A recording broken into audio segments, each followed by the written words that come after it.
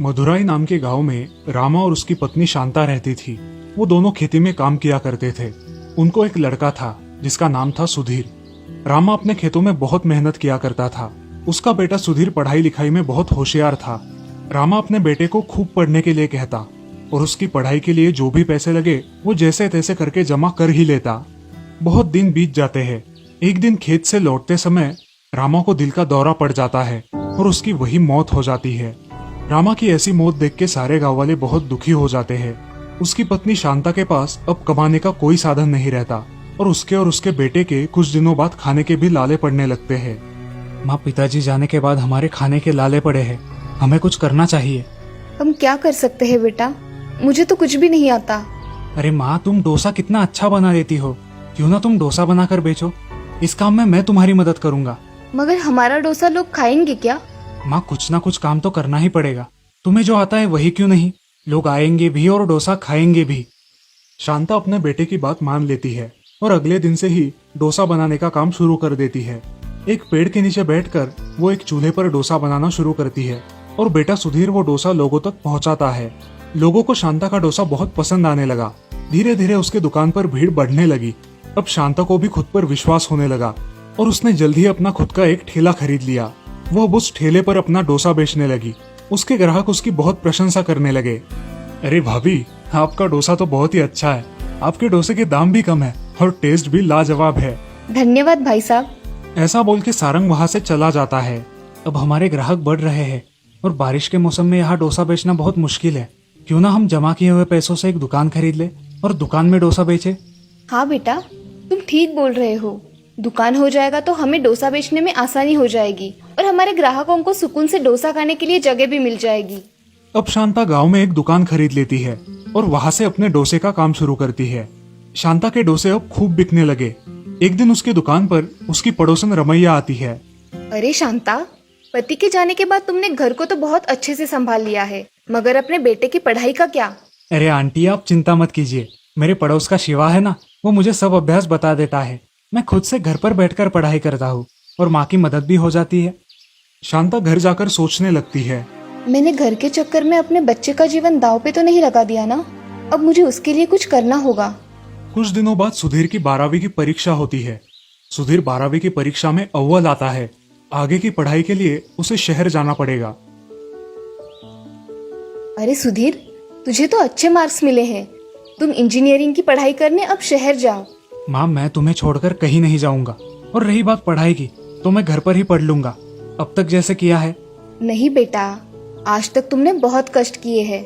अब मैं चाहती हूँ कि तुम तुम्हारी पढ़ाई पर ध्यान दो और अपने पिताजी का सपना पूरा करो।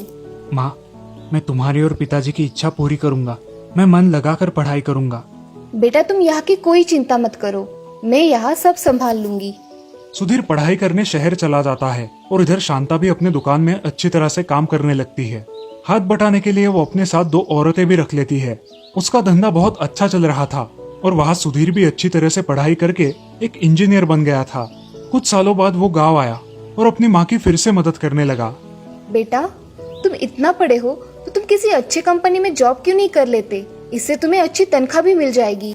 नहीं माँ, पिताजी जाने के बाद तुमने मेरा बहुत ख्याल रखा और अब मुझे शहर जाने कह रही हो। मैं यही रहूंगा और तुम्हारा काम में हाथ बटाऊंगा। सुधीर घर रहकर अपने माँ की मदद कर देता है और अपनी पढ़ाई से अपने धंधे में कुछ बदलाव लाता है। अब सुधीर अपने डोसे के धंधे को ऑनलाइन कर देता है और सारे गांव में अपने ऑनलाइन डिलीवरी के पर्चे छपवा देता है। लोग उस पर्चे पे दिए हुए नंबर पर कॉल करके ऑनलाइन ऑर्डर देते हैं। अब शांता के लिए और कुछ काम वाली औरतें आती है और कुछ डिलीवरी बॉय भी काम करने लगते हैं। अब डोसे की डिलीवरी लोगों के घर पर होने लगी और कस्टमर्स बहुत खुश हो गए। शांता डोसा वाले? हाँ बोलिए, क्या चाहिए आपको? मुझे 4 प्लेट डोसा और एक्स्ट्रा चटनी चाहिए। जी मिल जाएगा, अभी भिजवा देता हूँ। अब शांता का धंधा बहुत अच्छी तरह से चलने लगा। सुधीर उस छोटे से धंधे को नई ऊंचाइयों पर ले गया। अब उनके ठेले की जगह एक बड़े होटल ने ले ली। शांता को भी अब आराम मिल गया। अब पूरा कारोबार सुधीर ही देखने लगा और इस तरह से सुधीर और उसकी माँ ने खूब मेहनत कर अपना जीवन सार्थक किया। इस कहानी से हमें ये सीख मिलती है कि हमें अपने आप पर भरोसा रखकर मेहनत करनी चाहिए, क्योंकि मेहनत करने वाली की कभी हार नहीं होती। कोमल अपने माता पिता के साथ गंगापुर गांव में रहती थी। वो बहुत ही शांत स्वभाव की थी। वो सभी लोगों की मदद भी किया करती थी। कोमल अपने माँ बाप की बहुत सेवा करती थी और उन्हें खुश रखती थी। वो कुछ ना कुछ काम करके अपना दिन का गुजारा कर ही लेती और इसी वजह से गांव वालों के मन में उसने एक अलग ही जगह बना ली थी। अब पूरे भारत देश में कोरोना नाम की भयंकर महामारी छा गई थी। सारे शहरों तथा गांवों में भी कोरोना के पेशेंट मिल रहे थे। सारे गांव वाले बहुत डर गए थे। एक दिन राशन की एक दुकान पर कोमल राशन लेने गई थी। उसने देखा कि बहुत सारे लोग एक दूसरे से दूर खड़े हैं, मगर उनके चेहरे पर मास्क नहीं था। ये देखकर वो सोच में पड़ गई। इन लोगों के पास पहनने के लिए मास्क भी नहीं है क्या? सभी लोगों के काम भी अब बंद हो गए थे और सब लोग अपने अपने घर में ही थे। उनके पास कोई भी काम धंधा नहीं था। ये सब देखकर कोमल सोच में पड़ गई थी। कोमल हमेशा आजू बाजू में क्या हो रहा है इस सब का ज्ञान रखती थी। अगली सुबह जल्दी उठकर कोमल अपनी माँ की सिलाई की मशीन पर कॉटन के कपड़े से कुछ बनाने लगती है। अरे बेटा, सुबह सुबह क्या कर रही हो? अरे माँ, मास्क बनाकर देख रही हूँ। देखो कैसा है। पहला मास्क तुम्हारे लिए, लगाकर देखो। अरे हाँ, ऐसा ही होता है टीवी में। अरे माँ, मैं सोच रही हूँ कि ऐसे ही मास्क बनाकर बेचूं तो लोगों के काम भी आएंगे और मैं इससे कुछ पैसे भी कमा सकूंगी।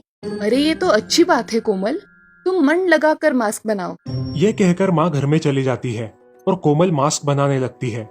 देखते ही देखते कोमल ने दिन भर में 50 मास्क बना लिए और एक बैग में उन्हें भरकर वो बाजार जाकर बेचने लगी। उसके बनाए हुए मास्क सभी को बहुत पसंद आए। उसने सारे मास्क कम दाम में ही बेच डाले। अब ऐसे ही कोमल हर रोज मास्क बनाती और बाजार जाकर बेचा करती थी। ये सब देखकर उसकी पड़ोसी राधा बहुत जल रही थी।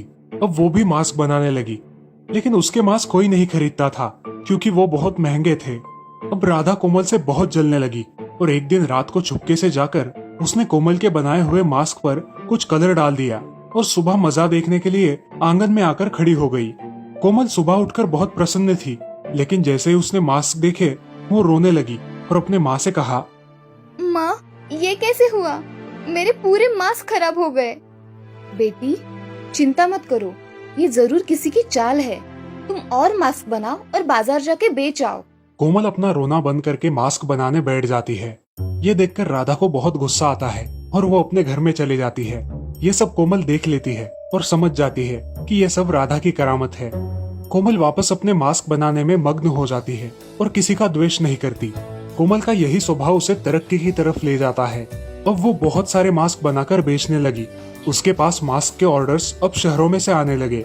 उसने अपने साथ 5 औरतों को लेकर अपना छोटा सा व्यापार शुरू कर दिया और शहरों से बड़े बड़े ऑर्डर लेने लगी।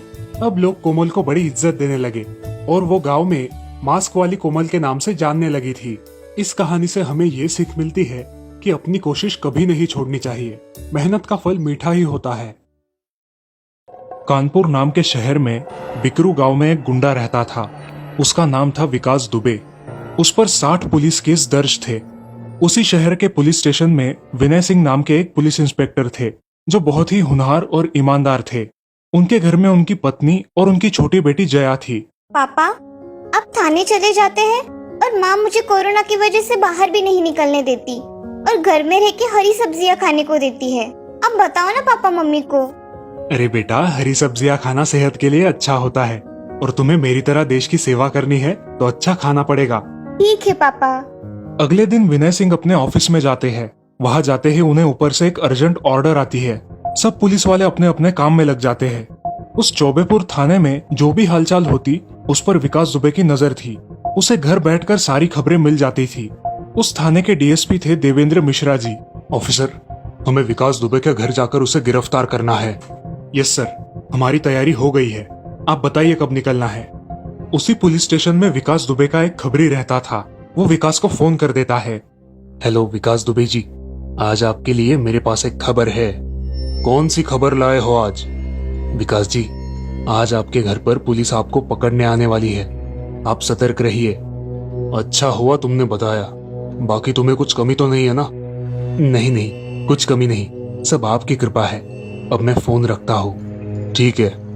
अब विकास दुबे अपने साथियों को एक जगह बुला लेता है और साथियों, हमारे घर पर हमला होने वाला है, इसलिए हम सबको तैयार रहना है। पुलिस का डटकर सामना करना है। जी विकास जी, आप चिंता ना करें, हम सब बंदोबस्त कर देते हैं। चलो, हम छत पर खड़े रहकर निशाना लगाएंगे। दुबे के कुछ साथी बाहर जाकर रास्ते पर जेसीबी लगा देते हैं ताकि पुलिस की फौज अंदर ना आ सके, और बाकी के साथी छत पर जाकर तैयार खड़े रहते हैं। सब लोग पुलिस का इंतजार करने लगते हैं। कुछ देर बाद पुलिस विकास के घर के पास आती है, लेकिन रास्ता जेसीबी से बंद देखकर दूसरे रास्ते से जाने के बारे में सोचते हैं। चलो उस रास्ते से जाते हैं। सर, कोई धोखा तो नहीं हो रहा है ना हमारे साथ? उस विकास दुबे को पकड़ना है तो हमें मरने से नहीं डरना चाहिए। चलो हम उनका डटकर सामना करेंगे। जी सर, चलिए। अब सारी पुलिस फोर्स दूसरे रास्ते से विकास दुबे के घर पहुंचती है। वहां पहुंचते ही उनकी जीप पर ऊपर से गोलियों की फायरिंग शुरू हो जाती है। उस फायरिंग में 8 पुलिस कर्मचारी और डीएसपी मिश्रा शहीद हो जाते हैं। उस जगह सन्नाटा छा जाता है। अब पुलिस की दूसरी फोर्स रास्ते पर तैनात रहती है, लेकिन रास्ते में जेसीबी होने के कारण वो घर तक पहुंच नहीं पाते। घर तक जाने में देर होने के कारण लगभग 7 पुलिस कर्मचारी बहुत बुरी तरह से घायल हो जाते हैं। जख्मी पुलिस वालों को अस्पताल में भर्ती किया जाता है। शातिर विकास दुबे वहां से एक साइकिल लेकर भाग जाता है। अब सारे देशवासियों के मन में क्रोध की भावना उमड़ पड़ती है। सब लोग चाहते हैं कि विकास दुबे को कड़ी से कड़ी सजा मिल जाए। पुलिस अपनी कार्यवाही बड़ी सख्त कर देती है और सब जगह अपना बंदोबस्त कर देती है। कानपुर की पुलिस मध्य प्रदेश की पुलिस को भी इत्तला कर देती है और सारे पुलिस स्टेशनों में उसकी फोटो सेंड कर देते हैं। जगह जगह पर पुलिस तैनात हो जाती है और लोगों में भी जागरूकता फैलाई जाती है। पुलिस प्रशासन विकास दुबे को पकड़ने वाले को 5 लाख रुपए का इनाम रखती है। पूरे भारत में ये खबर हवा की तरह फैल जाती है। पुलिस अफसरों की नई टीम विनय सिंह और डीएसपी मिश्रा के घर वालों को तथा शहीद हुए सारे पुलिस कर्मचारियों के परिवार को आश्वासन देती है, विकास दुबे को जल्द से जल्द पकड़ लिया जाएगा। हम हमारी तरफ से पूरी कोशिश कर रहे हैं, आप चिंता ना करें। अंकल, मैं बड़ी होकर अपने पापा की तरह बनूंगी और विकास दुबे जैसे लोगों को कड़ी से कड़ी सजा दूंगी। हाँ बेटी, तुम बेशक पुलिस अफसर बनोगी। सारे लोग वीर शहीद पुलिस वालों को श्रद्धांजलि देते हैं। इधर विकास इस गांव से उस गांव में जाते ही रहता है। वो किसी राह चलते बाइक सवार की मदद लेकर दिल्ली जाने के लिए निकलता है। उसके करीबी रिश्तेदार उसकी मदद कर रहे थे। उनकी मदद से वो दिल्ली पहुंच गया, मगर वहां जाते ही उसे पुलिस तैनात दिखाई दी और वो उसी रास्ते से फरीदाबाद वाले रास्ते पर निकल पड़ा। फरीदाबाद जाकर उसने एटीएम से कुछ पैसे निकाले। उन पैसों से उसने मोबाइल और कुछ जरूरत की चीजें खरीदी। साथ में एक अखबार भी खरीद लिया। अखबार से उसे पता चला कि उसके रिश्तेदारों को पुलिस ने मार दिया है। अब वो बहुत डर गया। लगता है ये लोग मेरा भी एनकाउंटर कर देंगे। मुझे यहाँ से निकलकर मध्य प्रदेश जाना चाहिए। पुलिस मुझे वहां नहीं ढूंढ पाएगी। अब विकास गुप्त रास्तों से मध्य प्रदेश चला जाता है। वहां जाकर उसे पता चलता है कि वहां भी पुलिसों का सख्त पहरा है। अगर मैं उज्जैन के महाकालेश्वर मंदिर में जाकर छुप जाऊं तो मुझ पर कोई शक नहीं करेगा। यूपी पुलिस अब एमपी पुलिस को इत्तला कर देती है और एमपी पुलिस भी अब बहुत सतर्कता से काम करने लगती है। एक दिन मंदिर में पूजा होने के बाद प्रसाद लेने के लिए लोग लाइन में खड़े होते हैं। उसी लाइन में विकास दुबे भी होता है। तभी मंदिर के एक सुरक्षा कर्मी की नजर विकास दुबे पर पड़ती है और वो उसे पहचान लेता है। वो तुरंत पुलिस को फोन करता है। आखिर पुलिस वहां आकर विकास दुबे को पकड़ लेती है। एमपी पुलिस विकास दुबे को उत्तर प्रदेश की पुलिस को सौंपने जा रही थी और रास्ते में जाते जाते उनकी गाड़ी का एक्सीडेंट हो गया। एक्सीडेंट में कुछ पुलिस कर्मचारी घायल हो गए और उस मौके का फायदा उठाकर विकास दुबे भागने लगा और पुलिस ने उसे गोली मारकर उसका एनकाउंटर कर दिया। सारे देशवासियों को यह खबर सुनकर खुशी हो गई और एक तरफ गम भी था कि हमारे देश के होनहार सेवक बेवजह मारे गए थे, मगर आज उन शहीद पुलिस वालों को सच में श्रद्धांजलि मिली थी। एक बुरहानपुर नाम के गांव में राघव और सागर ऐसे 2 बहुत अच्छे दोस्त रहते थे। वो अपने अपने काम में खुश थे। एक दिन राघव अपनी पढ़ाई पूरी करके शहर चला जाता है और सागर गांव में खेती करने का काम करता है। बहुत दिन बीत जाते हैं। राघव और सागर अपनी अपनी दुनिया में मशगूल हो जाते हैं। राघव को अब नया जॉब मिल जाता है और उसके चलते उसे बहुत पैसों की कमाई होती है। अब वो गांव में थोड़ी बहुत जमीन भी खरीद लेता है। दोनों भी दोस्त शादियां कर लेते हैं। उस गांव में अब सागर और उसकी पत्नी कविता दोनों भी खेतों में काम किया करते हैं और राघव और उसकी पत्नी सुगना दोनों भी बहुत खुश है। राघव को गांव की बहुत याद आती है, मगर इतने पैसों वाला जॉब भी उसे छोड़ा नहीं जाता। देखते देखते उन दोनों की शादी को 1 साल गुजर जाता है और दिवाली की छुट्टियों में राघव 20 दिन की छुट्टी निकालकर गाँव आता है। अरे आओ आओ मेरे दोस्त, कितने दिनों बाद आए हो। अब थोड़े दिन यहाँ पर रुकोगे ना? हाँ हाँ रहूंगा ना, हम पूरे 20 दिनों की छुट्टी निकाल कर आया हूँ। नमस्ते भाभी। चलो आप पहले हमारे घर चलो, खाना हो जाए तो बाद में शांति से अपने घर पर जाना। ठीक है भाई साहब। नमस्ते भाई साहब, कैसे हो आप? आपका सफर कैसे रहा? नमस्ते भाभी, सफर मस्त था। ऐसा कह के वो अंदर चली जाती है और कविता राघव और सागर के लिए पानी लेकर आती है। अरे भाग्यवान, अब क्या पानी से ही पेट भरोगी? चलो खाना परोसो, जोर से भूख लगी है। हाँ हाँ, उन्हें हाथ मुंह तो धोने दो, तब तक मैं खाना परोस देती हूँ। अब कविता खाना परोस देती है। सब खुशी खुशी खाना खत्म कर देते हैं। भाभी, खाना बहुत ही लाजवाब बनाया था। हाँ कविता, बहुत ही स्वादिष्ट खाना बनाया है तुमने। गांव आने के बाद राघव भी अब खेती करने लगा था। वो और सागर दोनों मजे से खेतों में काम किया करते थे। ऐसे ही एक दिन काम करते करते राघव बहुत थक गया। अरे सुगना, जरा पानी लाना तो, गला बहुत सूख गया है। ठीक है, देती हूँ। सुगना अपने पास वाले घड़े में देखती है तो उसका पानी खत्म हो गया था। अब वो बोरवेल का बटन स्टार्ट करके वहां से पानी लेने जाती है। बोरवेल के पास जाते ही उसे डरावनी आवाजें सुनाई देने लगती है। वो इधर उधर देखती है लेकिन उसे कुछ दिखाई नहीं देता। बोरवेल का पानी भरने के लिए उसने अपना घड़ा पानी के नीचे पकड़ा और तभी वहां से एक हाथ निकलकर सुगना को उस बोरवेल में खींचने की कोशिश करने लगा। अजी सुनते हो? अरे ये हाथ मुझे खींच रहा है। अरे बचाओ, अरे मर गई मैं तो। अरे छोड़ ना नास पिटे, तेरा क्या बिगाड़ा है मैंने? अरे सुगना, क्या हुआ है तुम्हें? तुम उस बोरवेल में जाकर क्यों खड़ी हो? चलो आओ। अरे ये मुझे अंदर की तरफ खींच रहा है, बचाओ मुझे। अब राघव सुगना का हाथ पकड़कर उसे बाहर खींचने लगता है। राघव के गले का ताबीज देखकर वो भूत उसे छोड़ देता है। अच्छा हुआ जी आपने मुझे खींच लिया, वरना ये बोरवेल तो मुझे मार ही डालता। सुगना और राघव घर चले जाते हैं और सुबह उठकर अपने दोस्त सागर के यहाँ जाकर कल जो हुआ वो घटना विस्तार से उसे बताते हैं।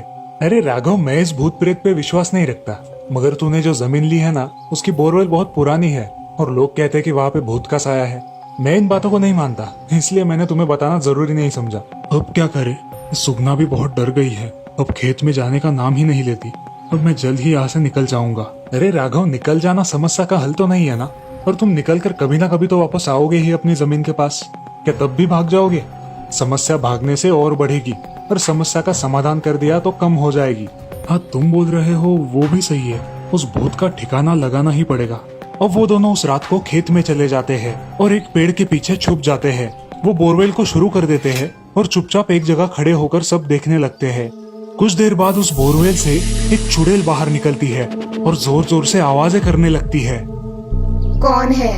किसने मुझे बुलाया है? आज तो मैं सबको खा जाऊंगी। कहाँ मर गए सबके सब? अरे सागर, हमने कोई गलती कर दी क्या? अब क्या करें? इससे कैसे बचे? डरो मत, अब हम इसके बोरवेल में जाने का इंतजार करेंगे। चुपचाप खड़े रहो। अरे मुझे बहुत डर लग रहा है, अब हम क्या करें? चलो भाग चलते हैं। चुपचाप खड़े रहो यहाँ पर, आवाज मत करो। सागर और राघव पेड़ के पीछे छुपकर उस चुड़ैल को देखते रहते हैं। बहुत देर हो जाने के बाद भी कुछ खाना ना मिलने की वजह से चुड़ैल जोर जोर से चिल्लाने लगती है। तभी उसे खेत में एक कुत्ता नजर आता है। वो उस कुत्ते के पास जाकर उसे खा जाती है। ये सब देखकर राघव और सागर डर के मारे पानी पानी हो जाते हैं। अब चुड़ैल वापस बोरवेल के अंदर चली जाती है। सुबह हो जाती है और राघव और सागर अपने घर चले आते हैं। अरे सुगना, सच में वहाँ पे भूत है। तुम कल बोल रही थी ना, वो सही है। हमने कल ही हमारी आंखों से भूत को देखा है। मगर हमारी बात का कोई विश्वास नहीं करेगा। अगर हम गांव वालों को ये बात बताएंगे तो वो हमें पागल कहेंगे। मगर क्या किया जाए जिससे सांप भी मरे और लाठी भी ना टूटे? अजी मेरे विचार से हमें बोरवेल के पास सीसीटीवी कैमरा लगाना चाहिए, जिससे हमारे हाथ सबूत आ जाएगा। ये अच्छी कल्पना है। अब राघव उसी दिन जाकर एक सीसीटीवी कैमरा लेकर आता है और एक इलेक्ट्रिशियन की मदद से उसे खेत में फिट करवा देता है। अब एक औरत उस बोरवेल पे पानी पीने के लिए आती है। बचाओ, ये नास पिटे ने मुझे पकड़ लिया है। बचाओ, बचाओ मुझे। वो चुड़ैल उसे भी खा डालती है और बोरवेल में चली जाती है। ये सब सीसीटीवी कैमरे में रिकॉर्ड हो जाता है। और सुबह जब राघव और सागर खेत में आते हैं तब वो सीसीटीवी फुटेज लेकर घर आते हैं। फुटेज चेक करने के बाद उन्हें दिखाई देता है कि किसी औरत को वो चुड़ैल खा गई। अरे सागर, ये औरत कौन है? हमारे गांव की है क्या? हाँ, अरे ये हरिया की बीबी लक्ष्मी है। ये कल उस भूतिया बोरवेल पे पानी लेने के लिए गई थी और उसका पति इसे गाँव में ढूंढ रहा है, मगर ये कहीं मिली नहीं। अरे कैसे मिलेगी इसको? उसे तो वो चुड़ैल खा गई। अब क्या करे? जब भी कोई बोरवेल स्टार्ट करेगा ये लोगों को आकर मार डालेगी और खाकर चली जाएगी। अब हमें ही कुछ करना होगा। अब दोनों गांव के सरपंच जी के पास चले जाते हैं।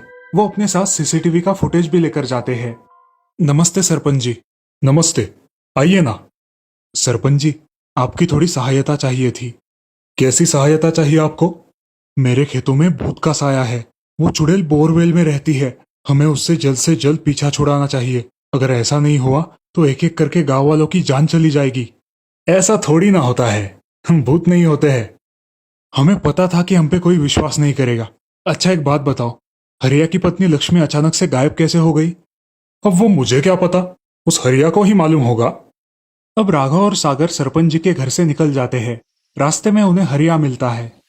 तुम बाबू गांव से आए हो ना, यहाँ क्या कर रहे हो? अरे छुट्टियों में यहाँ आया था। यहाँ तो कुछ अजीब सा ही दिख रहा है। अब मेरा ही ले लो। मेरी पत्नी के साथ कोई झगड़ा नहीं, कोई बवाल नहीं, फिर भी कहाँ चली गई क्या पता। अब तो ढूंढ ढूंढ के थक गया हूँ, सब तरफ देख लिया। चलो तुम मेरे साथ, मुझे तुम्हें कुछ दिखाना है। अब राघव के साथ हरिया उसके घर चला जाता है। राघव और सागर एक जगह बिठाकर उसे वो सीसीटीवी फुटेज दिखाते हैं। वो सब देखकर हरिया हैरान हो जाता है और जोर जोर से रोने लगता है। वो तुरंत राघव के खेत के बोरवेल के पास जाता है और वहां बैठकर रोने लगता है। राघव और सागर उसे समझाने की बहुत कोशिश करते हैं, लेकिन वो उनकी एक नहीं सुनता। हरिया अकेला ही उस बोरवेल के पास रोते बैठता है। अब रात हो जाती है। उस खेत के रास्ते से कुछ डाकू गुजर रहे होते हैं।